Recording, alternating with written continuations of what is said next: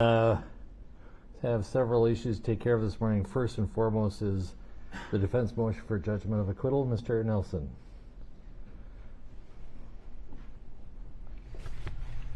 Thank you, Your Honor. Your Honor, pursuant to our discussions yesterday in terms of the timeliness of this motion, at this point the defense moves pursuant to Minnesota Rule of Criminal Procedure 26.03, subdivision 18, paren 1, for a judgment of acquittal in this particular case.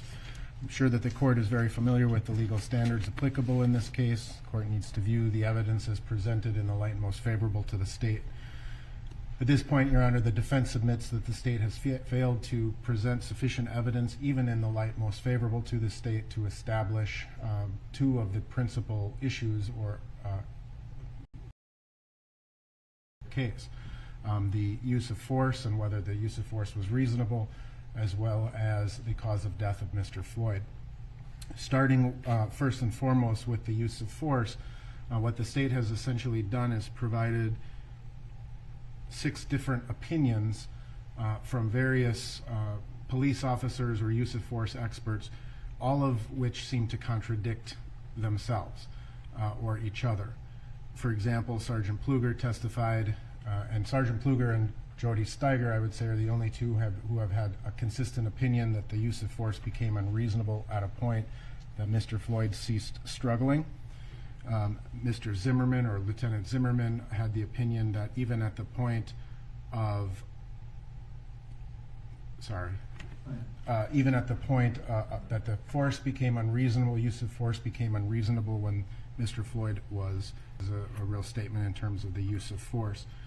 Ultimately, the 2 experts that the state has presented, Jody Steiger and Seth Stoughton, are 2, they even disagreed with each other. So you have a myriad of inconsistent, complicated use of force opinions that really demonstrate the difficulty of establishing beyond a reasonable doubt that the use of force was objectively unreasonable, which is the standard under Graham versus Connor. Well, they all ultimately said it was objectively unreasonable at some point.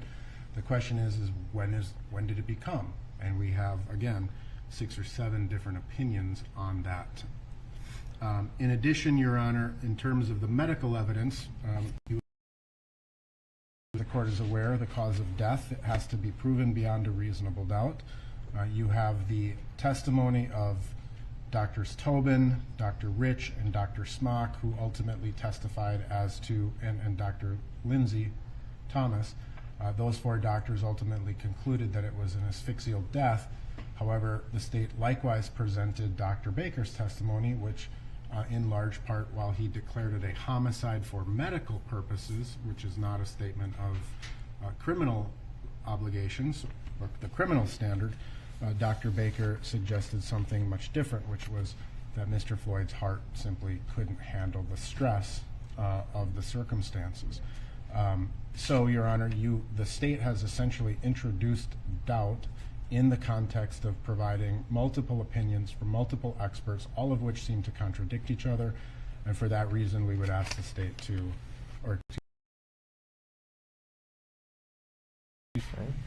For the state.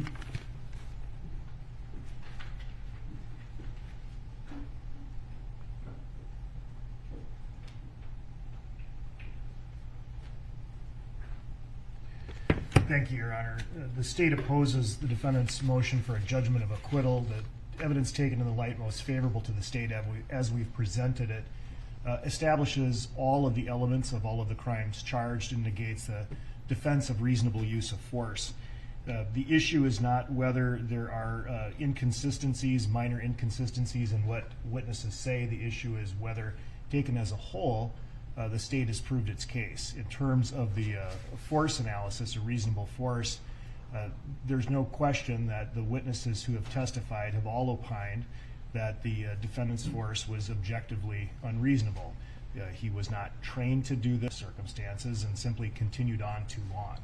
As to the medical causation issue, Your Honor, the state has introduced evidence that, if believed by a reasonable jury, clearly established that the defendant's conduct was a causal factor in bringing about Mr. Floyd's death, through the pulmonologist, through Dr. Baker, through the other witnesses who've testified. And so taken as a whole, the state believes that it's established and will establish beyond a reasonable doubt that the defendant is guilty of all charges.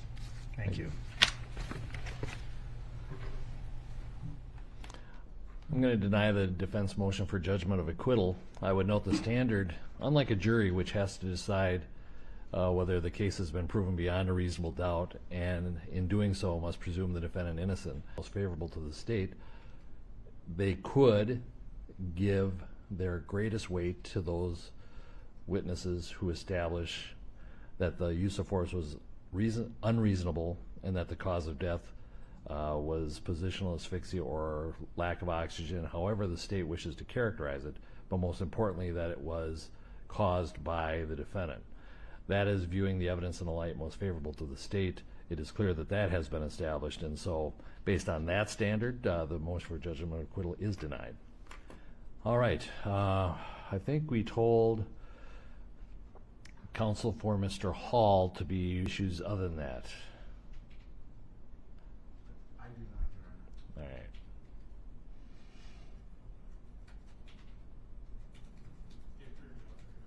All right. Could we, is Mr. Hall present? Okay. Why don't we invite them in?